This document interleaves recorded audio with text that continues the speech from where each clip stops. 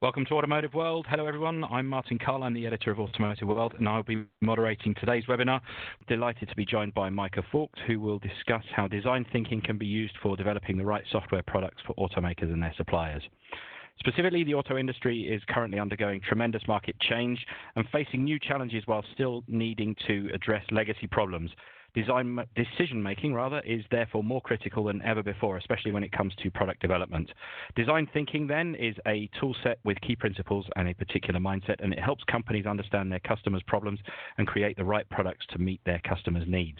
Today, we're going to hear from Maike Voigt, who is a product manager connected services at Elektrobit, about how design thinking can be used for developing the right software products for automakers and their suppliers. As ever, we'll make slides and a recording of the event available afterwards, and we'll have the opportunity following the presentation to put some questions to Maike. So if you'd like to ask a question, please at any time during the presentation type it into the the Q&A box on your screen, and we'll attempt to address as many relevant questions as possible. That's all from me. I'm going to hand over to Maike now for creating products for the automotive software industry by using design thinking. Thank you, Martin. And hello, everyone, and welcome to my webinar on design thinking, especially with regards to the automotive software industry. And I'm a product manager for connected services at EB. I started in that role last year, but I joined the automotive software industry in 2005 already. At that time, Elektrobit was still 3Soft. And I had various positions at Elektrobit and also 2 years at Audi in an innovation management team where I was encountered by product development, product marketing. So usually the question, what does the customer really want?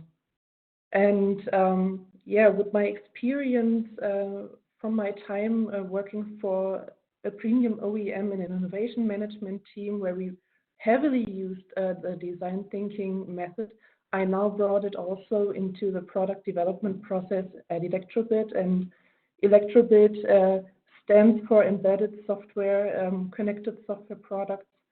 And we are usually working in the domains automated driving, vehicle infrastructure, connected vehicle, and user experience. And today's webinar will focus on connected services. So what drives connected services and how can we as Elektrobit, as a supplier, create the right products for our customers and help our customers also to create the right products for their customers. So let's start with the introduction. You already see the agenda, what we will do today in this webinar. So go through all the phases of design thinking. And at first, I want to clarify with you, so what is really design thinking? So what is design? Do we need this for designing great user interfaces? Is this what we want to do with design thinking? Why is design thinking really so important for us? And also, is this a new process, a really new process at Elektrobit? And how will we use design thinking to support our product development? So at first, let's see what's really design per definition. So is this something that looks very great, very appealing? Is it a creational event?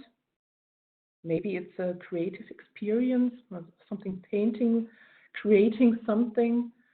Or maybe it's really a great product that you see out there and you think, wow, that's a cool design. So what is it really? So in the end, design is really a process. So what you've seen on the slide before usually involves somebody, hopefully a larger team where you also get feedback. They explore what do they want to do. They empathize with their target audience, with the customers, with the users. They experiment. Let's go back. No, sorry. They experiment, they engage their organization to create something, and in the end they evolve through this process again and create a product, create a process, or maybe even something else. So design thinking not only applies to products, that's important to know. I can use design thinking in my entire life. So I'm a mother with children. I can even use design thinking for doing something with my children, in fact. So some of you might have already seen various visualizations of design thinking. So I just added some that are out there on the internet. So they all describe a similar process where you start looking at the market, looking at the situation, looking at your customers, identify needs, pains and gains that your customers have. And then with ideation, with experimenting, you start creating something, and with constant feedback, you produce some outcome. So what exactly now is design thinking? As Martin already mentioned in the introduction, we're speaking of a tool set with key principles and a certain mindset. And this helps us to identify what does the customer really need. So in the current situation, maybe even in the future situation, we try to empathize with the customer, and we use the key principles and the certain mindset, and I will speak of that later on, to really, to identify what the customers really need. That's what design thinking does. And I will explain in this webinar how we do that. Not only why we have to do that, but also how we do that. So I told you that I want to have a look at design thinking from the connected services perspective. So I'm working as a product manager for connected services, which means I'm responsible for creating and also refining existing products that we supply to customers like OEMs or tier 1 suppliers. And we see in the market that we have a very strong growth in connectivity and connected services within the next years. We have many key drivers out there that support this growth. So for example, we have automated driving as a key driver, because we will have to provide solutions to create HD maps from sensor data and also to download these HD maps back again into the vehicle. We have new safety and privacy laws that require connectivity so that new legislation can be instantly implemented inside the vehicle regarding safety or privacy. Then we see that the vehicles out there on the road, they are not longer contained in their market without any borders. They are part of an even larger world now with IoT. So with smart cities, with smart infrastructure, connectivity, connection to smart homes, to wearables. So everything out there that requires connectivity, and that includes also the connected vehicle. And then we have another situation out there. We have in some regions in the world already decreasing car sales, or at least stagnation in car sales. And that means that OEMs are really forced to identify new ways of creating revenue. And creating revenue streams after start of production is very important for them. In the past, the car was produced, went out onto the road, and after that, only by chance, if the customer went back to the dealership garage, they had a chance to sell some kind of upgrade to the customer. And in the future, with connected services, this will dramatically change. So now, in the future, the car will go onto the road with a customer, or maybe even just a user, so somebody that doesn't own the car, they just use the car, and the OEM and their surrounding ecosystems, they can sell additional services over the entire vehicle life cycle. And this is very, very necessary for OEMs to create these revenue streams. As I said, with stagnation in car sales, they really need that. So they're very, very relying on future connected services. And there's so much out there that they can do. For example, use connected services for new mobility solutions. So that's the last point here. And they see so many things that they have to do, they want to do, or they see that their customers, the car drivers, want from them. So increasing pressure on OEMs and on their ecosystems to decide what shall we do next. So what's really important to do next? And we have, as I told you, we have stagnation in car sales, and this means loss in turnover and in the end budget cuts. So focusing on the right topics is really important for all of us. So for our customers as well as for us as a supplier for OEMs and their connected service ecosystems. So why do we think at Elektrobit, and especially me as a product manager, why is design thinking so important? So I told you we need design thinking to really explore the current and also new markets, also future markets. So something that might just happen in the future, for example, like automated driving. And we have to understand who our customers really are. So what are really the pain points that our customers face? Where are the gains or gain creators that we can offer to them so to make their business successful? And design thinking also gives us a tool set to experiment with ideas, to really do this fast and to also maybe fail fast and early, to decide that this is not the way we want to do that and this is not the way the customer wants it. And then you can sort out this idea and maybe focus on the next idea that's more promising in the end.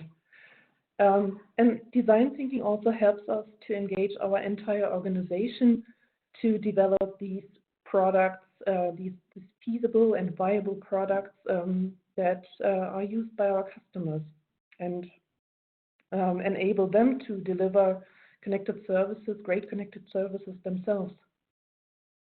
And we do this all over again. So it's not something that has a start point and an end point.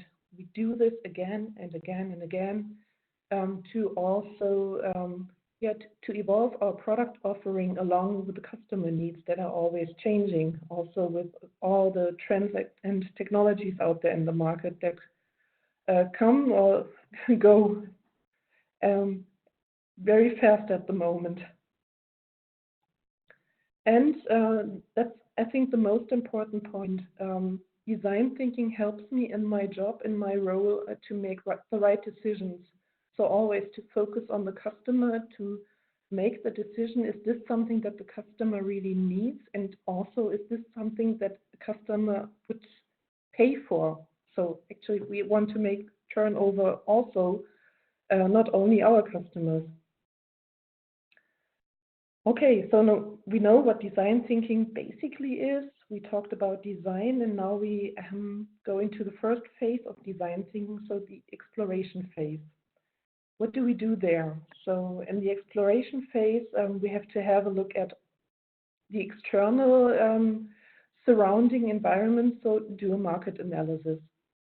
And we also do an internal exploration. So we have to identify key activities that are necessary to create a product or to create a new process or whatever. And also do some stakeholder mapping to identify the people I need for this this design thinking process that will help me to identify all the relevant information I need to make decisions. And this is something that's difficult to explain, but in the end, it's very important, the opportunity framing. So I will go to that later on again and explain to you why opportunity framing is so important for me. All right, so first step, market analysis. So now I have to identify and describe the relevant markets out there where I might have a new idea or new opportunity. So I usually do some market segmentation, market sizing, see, okay, maybe there's a new market, emerging market that is really interesting for me, or maybe I see, oh, well, there's a market, there's already strong competition in the market and also lots of solutions out there in this market. Maybe this market is not really attractive for my new product or for my new idea. So this is why I really have to do this market research. And I also look at how do the customer companies look like in this market. Do some customer segmentation. We call it a pestle analysis. So look at all the different trends and technologies out there and rate them. Are they supporting my idea, or maybe they stand in the way? So maybe they just they're also something that stop me from going into a certain market. And oops, go back, yeah. Oh, we did that.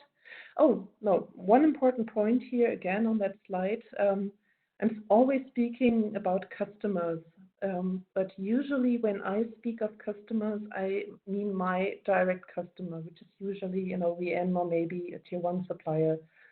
But when I do design thinking, I always have to keep the entire value chain in mind. So my customers have customers, and at one point we have an end customer or an end user. So whenever I speak of a customer in my presentation, in my webinar, I usually mean a direct customer, or I tell you, oh, this is in the end customer, or some customer in the value chain. I will go to that later on a different slide, explain that further on. But for design thinking, it's usually very important to keep the end customer also in mind, because the end customer is actually the one paying for the end solution and making this whole thing realistic. I can sell a solution to a direct customer, OEM or tier 1 supplier. If they cannot sell this to their customers, we all have a problem. So we have to keep the whole value added chain in mind. Well, then we said internal exploration is important. So what I do here is to really identify the internal key activities that I need to create this new product. So maybe I need a product developer, I need a software architect, I might need somebody who has a lot of knowledge in creating appealing user interfaces. I need maybe somebody from product marketing, a salesperson that also gives feedback. Is this something that a customer will buy?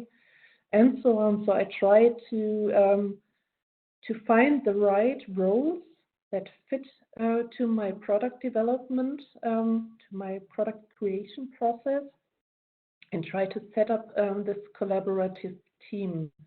And I have to map this with the right stakeholders. So I really have to find the right people that are engaged to do this, and that are also enabled to do that, to do this whole process. I did this a couple of times this year, and this is really fun. And once you explain to your colleagues what you're about to do all this ideation stuff and experimenting, and they see that they can contribute to something wholly new and inspiring, then this really makes fun. But fun is not the whole thing here. We also want to see some results, and in the end, to see a new product or a product improvement, where we as Elektrobit can create turnover from that. So as I said, the collaborative team is really, really important. And I have learned that I can have many ideas on my own, and the more I exchange my ideas with others, the better they get. The more feedback I get, the better the idea is in the end. So we have done a market analysis now, so we know the market or market segment where we're focusing on with our idea. So it could be a certain segment. For example, we want to offer a new connected service for Asian OEMs, for example. Then we know the main activities we need to support this product creation process, and we know all the stakeholders that we have to involve in this process. And now we get to the point that I mentioned before. We have to reframe the opportunity with this knowledge that we have now gained. So this is, it looks a little bit strange first, but with the examples you might understand what I mean. So reframing the opportunity means you do something with a certain outcome for certain customers. with the examples, it gets much clearer. For example, I can facilitate the software variant management process for OEMs. So that's also something from my connected services point of view. I can also help OEMs to create a successful new connected service for their customers. So it's usually a question that I state here, and I need that question to then go into the ideation process. And before we do that, we now have to learn who's really our customer and what are really their pains and gains.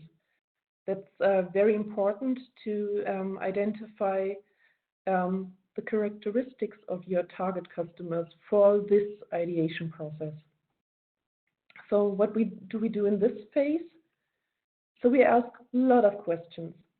Who's the customer? What do they do? How do they do that? Why do they do that? What's the reason for that?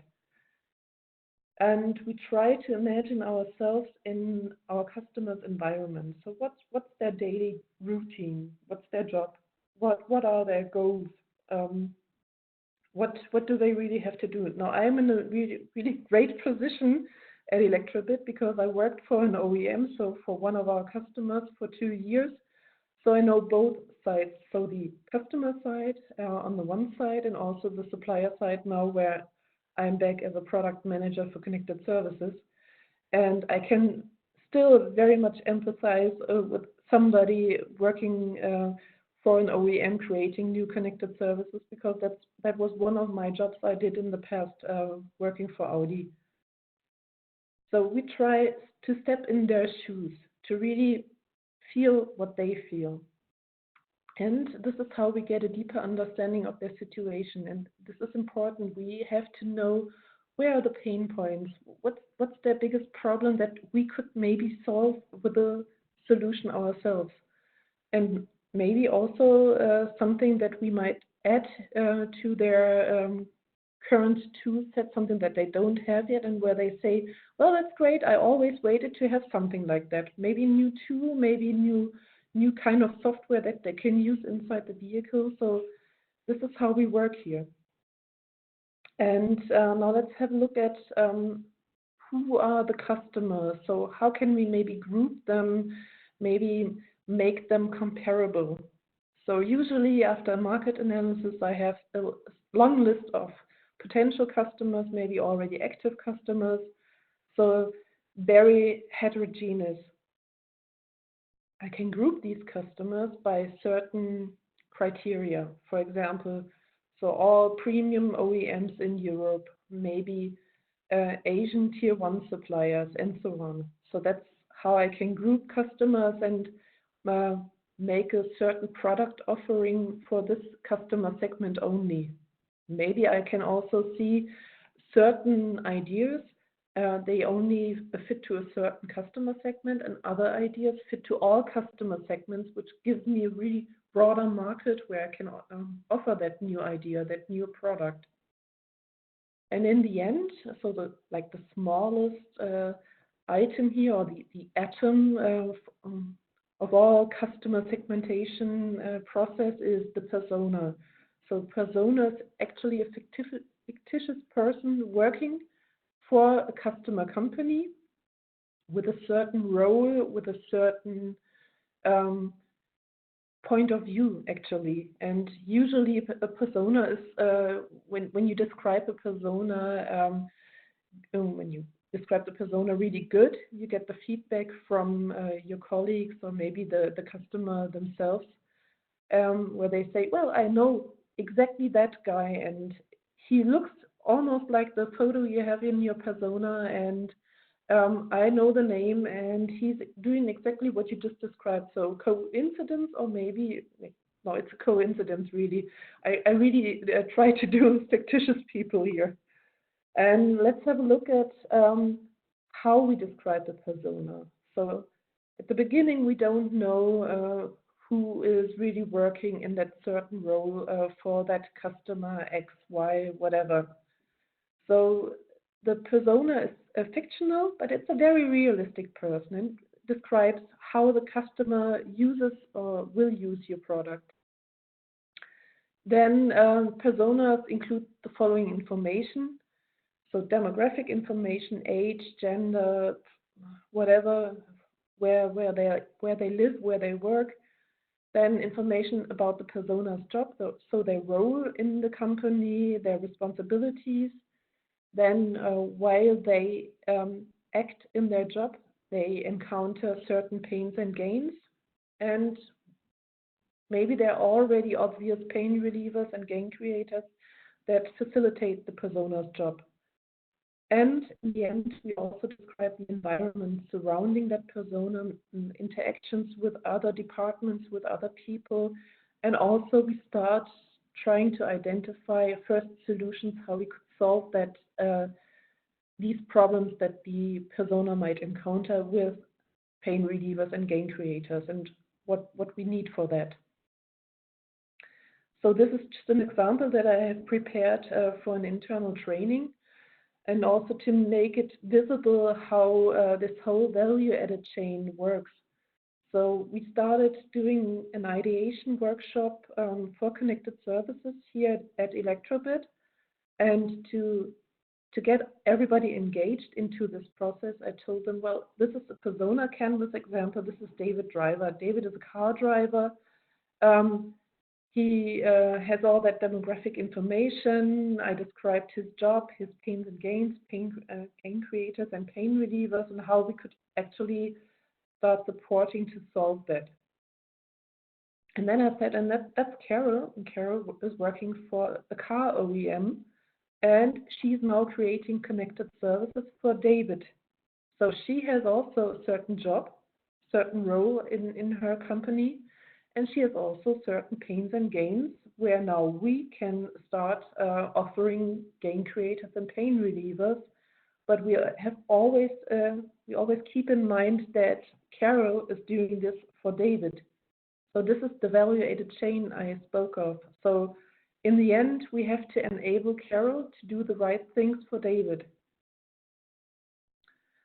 So now we know who our customers are. We did some customer segmentation, and we know now pains and gains by creating persona canvases.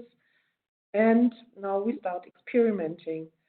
That's usually the fun part, because then we do these great ideation workshops where everybody can contribute with their coolest and nicest ideas that they have out there. And I learned in the past, the more ideas you have, actually, the better the outcome is. And you also do some brainstorming on existing ideas, do some prioritization, and in the end, you have refined all the ideas that you have collected in one or more workshops, and start making a prototype. You have to make your ideas tangible. You have to explain your ideas to others, and this is why you do this prototype. Could be a very, very simple prototype, just like you see it here with Lego, describing how could a solution look like. And later on, we also speak of what other kinds of prototypes are possible. But this is like the first prototype you create to show what your idea is really offering. And then you go out and spread the word. So you make your ideas transparent. You create storyboards, you create maybe customer journey maps to show how does the idea really solve a problem on the customer side, or create something new that inspires the customer also to pay for it.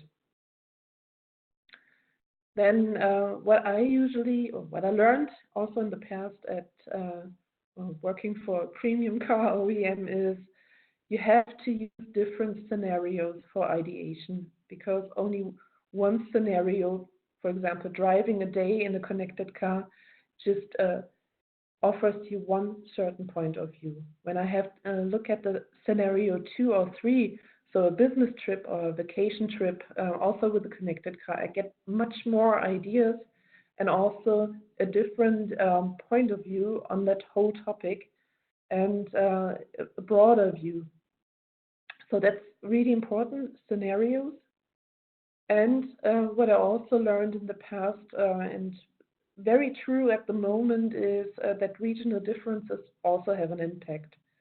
So offering a new connected service in Europe is for us here at Elektrobit, because we're based in Germany, very something that is very close to us, that where we can identify ourselves with. Offering new connected services in North America, where the market is already mature, is maybe something different, and offering connected services in Asia with a totally different culture might be challenging. So doing maybe an ideation workshop in all three regions will help you to identify regional differences, and maybe also similarities where you say, okay, I can create this whole new product that works in all three regions, or maybe in two regions, but not in the third one. And you have to always think in different timelines. So I can offer something next year. So it's a connected service or some product that is used for connected services that is very easy to integrate, to roll out, because it's something, well, the technology is here, the processes are here, there's something very nearby, very close to next year. So it's very easy to do that. We usually call that the low-hanging fruits. It's very easy to do that. And in our time frames, when we create something new as a supplier, we usually think of a time period of 3 to 5 years. By then, this new software will be in the next software platform or car platform. And then we are thinking of 2025. And then there are other products, other solutions out there, or other connected services. For example, everything surrounding automated driving that might not be in the market before 2030. So maybe something like video streaming for drivers, where you need automated driving level 4, which won't be here so soon. And this has a consequence also on planning and creating your product. So whenever you're dependent on other technologies that are not mature enough, but you see that you have a long period that you need to develop this new solution, then you should start today. Or maybe just make a backlog, some list where you consider ideas that you have to have a look at on the ideas next year or in 2 years, to see if the technology now mature enough to start with that idea. Because if you have a good idea, you should stick to it and wait until the market is ready for that idea. There were already a couple of companies out there in the market who went into the market with the idea too early, and much too early, and then failed. Others were too late, and you always have to find a sweet spot when to enter the market at the right time with the right idea. But that should not stop you from creating lots of ideas that might only work in 10 years. So we usually said that's the Star Trek holodeck we're speaking of. We have to think about that, but it's technological far away. So storytelling. So now we have a great idea. We had this ideation workshop, and now we also prioritize that this idea is really important, and now we have to tell this to others. So what does this idea really mean, and how does it really help the customer? So we could use storyboards. Usually they look like some kind of comic, or maybe like a photo series where we describe how our customer will use that product, or maybe how the product will change the customer's process.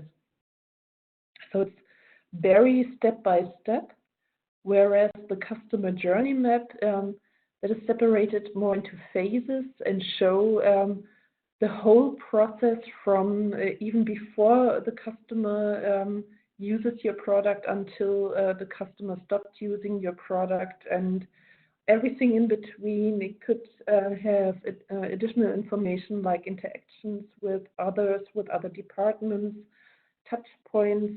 So also technological touch points. Is this something with a web interface, or is this something inside the vehicle? And also, what is really important, a customer journey map can also include emotions. So is this solution now something that helps our customer and the customer is more like relaxed, or is there a certain point where we see the customer is disappointed or even angry because this doesn't work? Okay, and so this helps us to tell our ideas to others, and then we engage all the others that now help us to develop that new product from that idea.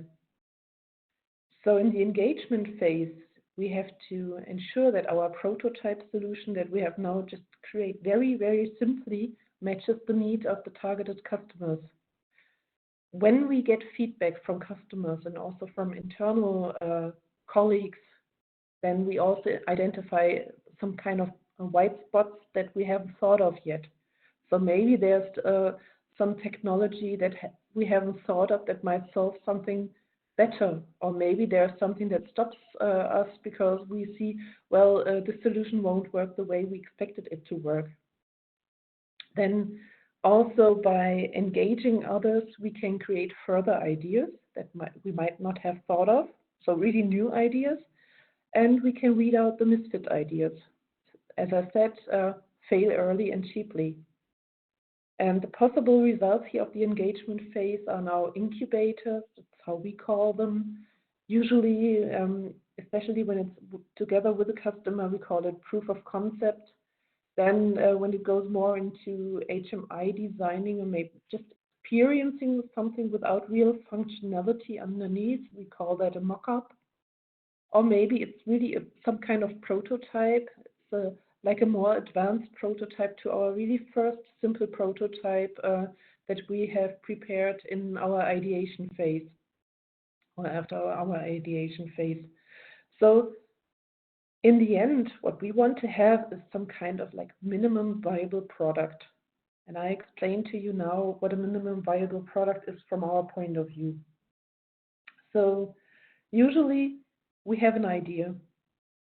We build this minimum viable product. So as you can see on that left side, it is functional, it is reliable, it has some kind of usability, and it has some kind of emotional design so that the customer or the user can really experience something. But in the end, we have limited functionality, reliability, usability, and emotional design, which is important because we want to fail early and cheap.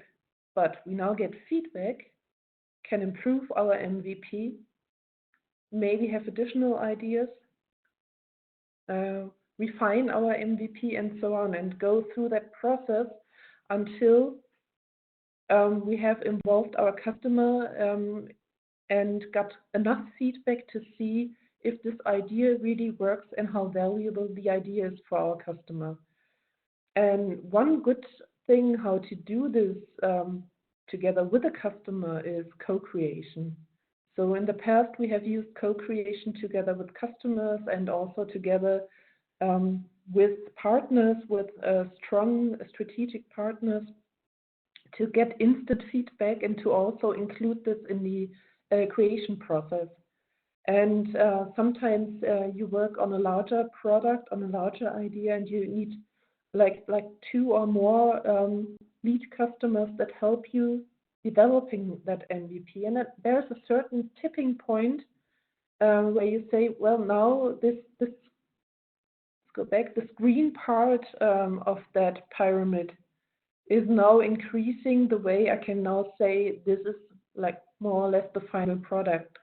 And when I think of design thinking, I would not expect to have a really final product yet over the whole product lifecycle, because within the whole product lifecycle, I can do that over and over again and improve my product. And even when I want to phase out a product, I will do that again to check, is this really still something that helps my customer to do something, or not. And if this is the case, I can phase out a product, remove it from the market, and I'm fine with that. But from the first product creation until that, I can redo this again and again and always get customer feedback to see, is this really working for the customer? So now we are actually almost at the end of the design thinking process and almost at the end of my webinar. Well, I told you design thinking is not a linear process. Usually we step through all these phases, and now I have now used a different visualization here to show you how interactive this whole process is. So it's not step by step. I can go back, look at the market again, emphasize again with the customer if I see there's something wrong, do a prototype again, go back, do an MVP, produce my product, so really sell it to the market, and then do this all over again to improve my product. So this is what I can do from the beginning to the end. And what I want to tell you in the end now, so this is one of my last slides, is when I started using design thinking as an innovation manager working for an OEM, I really learned that I had to keep the customer's point of view in mind for each decision that I made. So this is something that's now deep inside all of my things I do now for Elektrobit. So whenever I do something, I always keep in mind, so is this something that helps my customer? Is this something that might be something new for my customer, and they're willing to pay for this idea, for this product, for this solution? And this is how I see how we can use the knowledge we have, the ideas we have, to turn all the challenges out there in the automotive industry and make something that helps us to improve the industry and maybe even helps us to improve our environment and everything out there that's now currently facing so many problems. And also to create revenue from that, from all these new ideas and from all these new connected services. So I'm now at the end of my webinar, and thank you for your participation. And I will now hand over to Martin for the Q&A session. Thank you very much, Maike. Plenty to work with there. Thank you for sharing all that insight. It sounds like there's plenty of experience behind what you've been telling us today there. We do have an opportunity to put questions to Maike. If you'd like to ask a question, please type it into the Q&A box on your screen. I'll start with this one. Which are the most important connected services trends where OEMs and their ecosystems are developing new products within the next few years? The entire industry is hoping, I don't find it, but the entire industry is hoping and all placing bets on automated driving. So that's really important.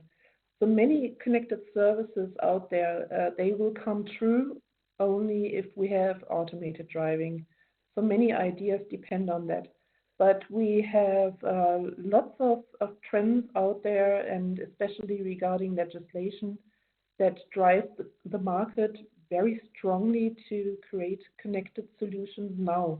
So when you think of privacy problems, GDPR, Facebook, whatever, so this is something we face here in Europe to make this happen in the car now, because the customers, the end customers, that's what I told you, so I'm now speaking of end customers, they demand for that now and not in 5 or 10 years. So very, very strong pressure here.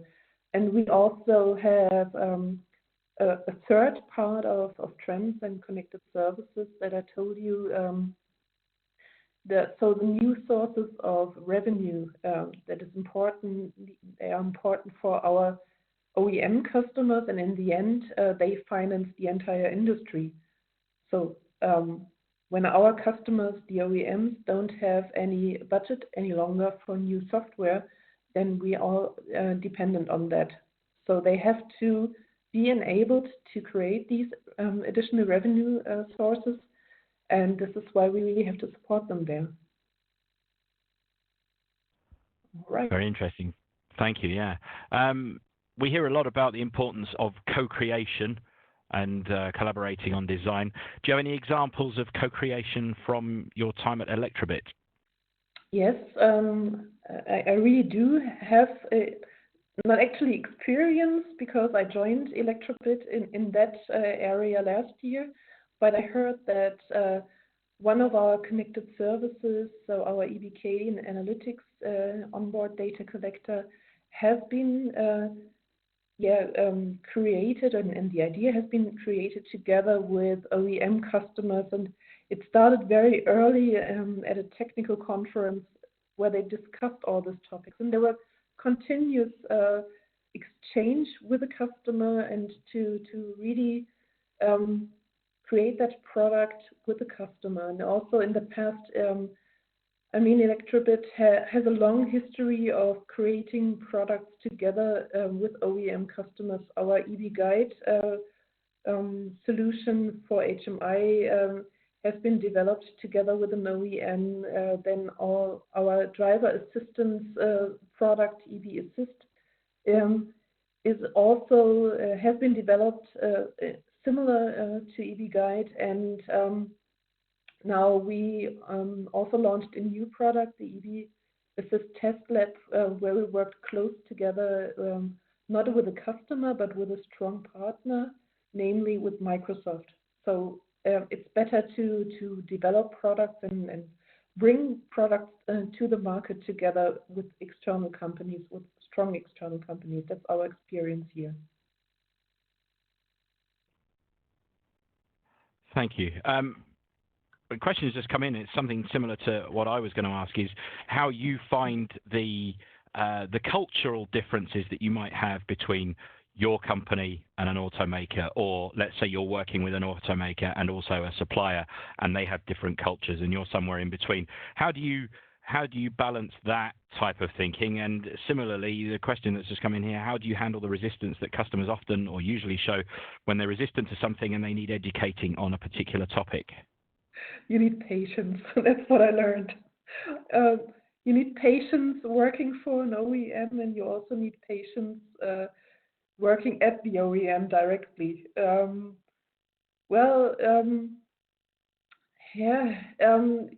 Usually the demand is to have a product, to have a solution quickly in the market. And in our market, especially in the automotive industry, this doesn't work so quickly.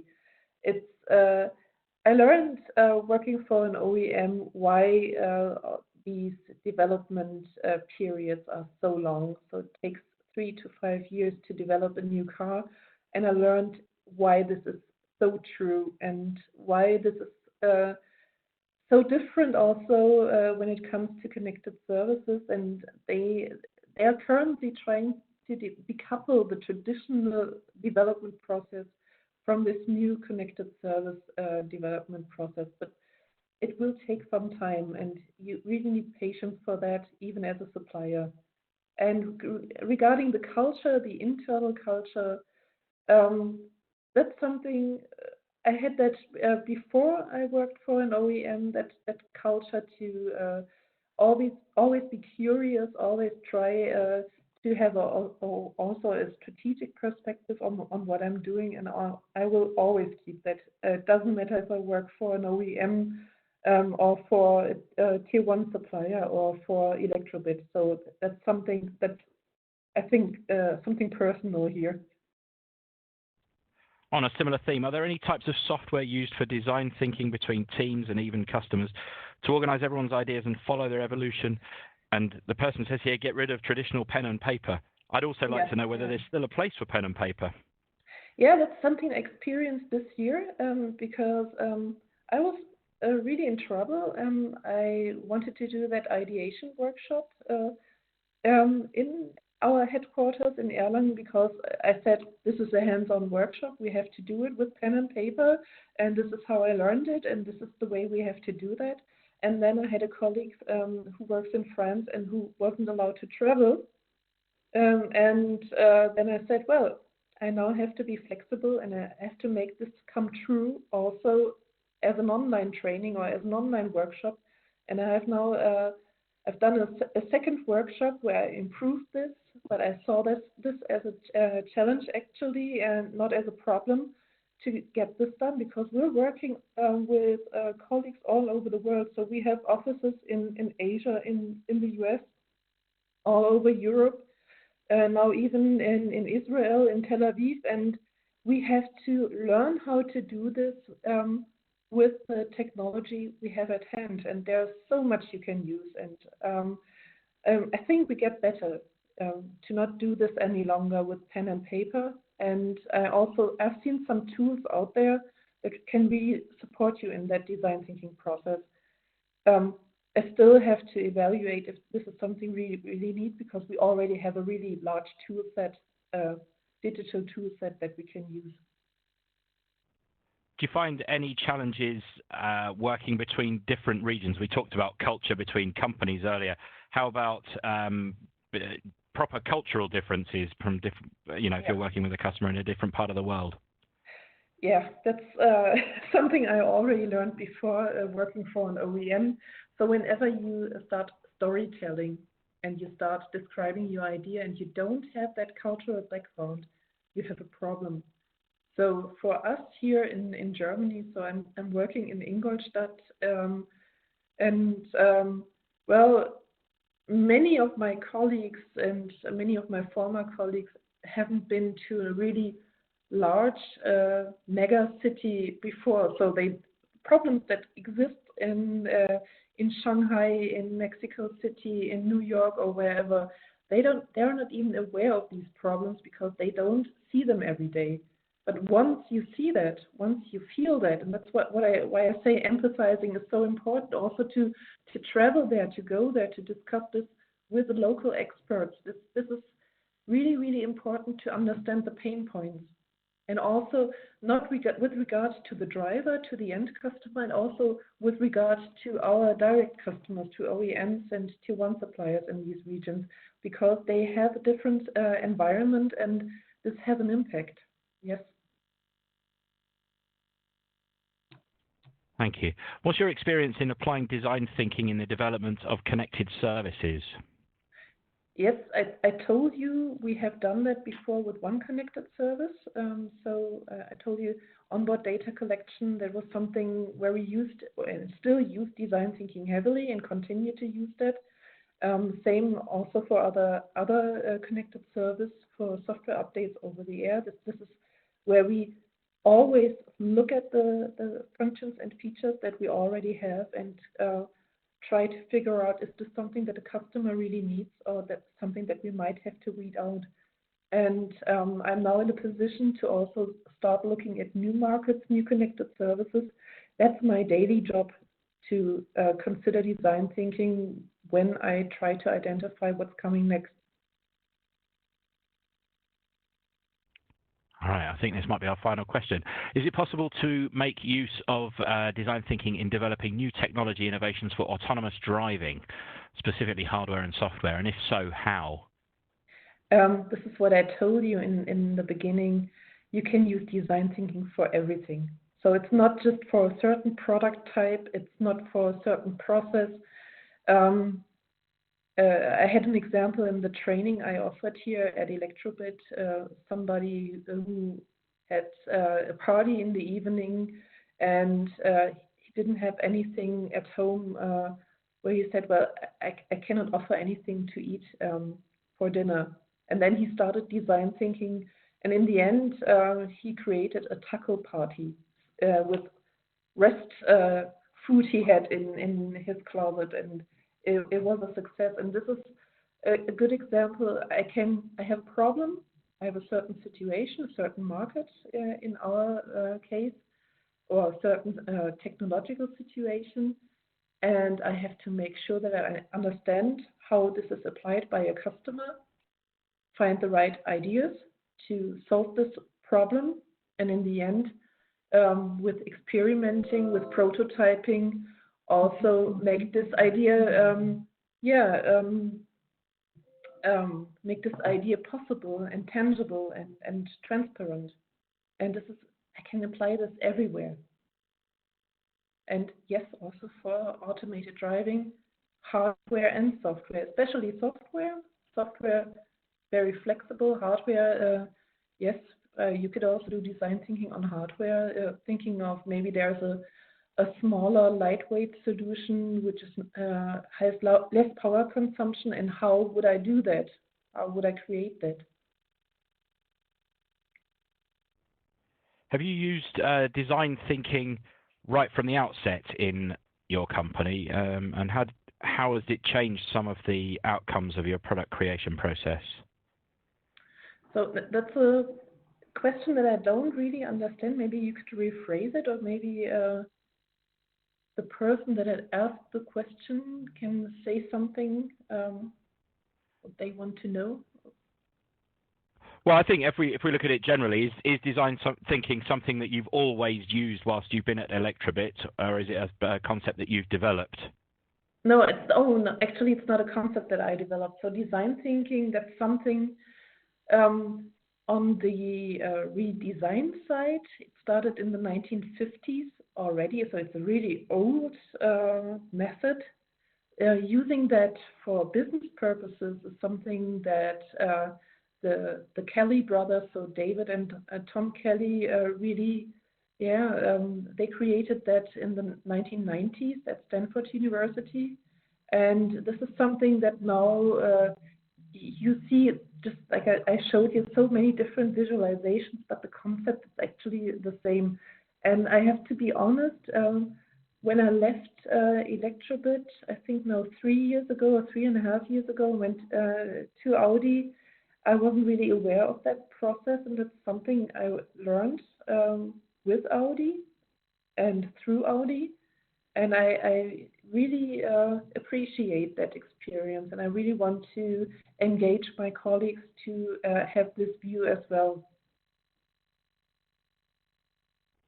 Well, it's a fascinating discussion that we've had there, and a fascinating presentation. Thank you very much for sharing all of that insight with us. Thank you, of course, to Elektrobit for helping to make today's webinar possible, and to everybody who joined us on today's webinar.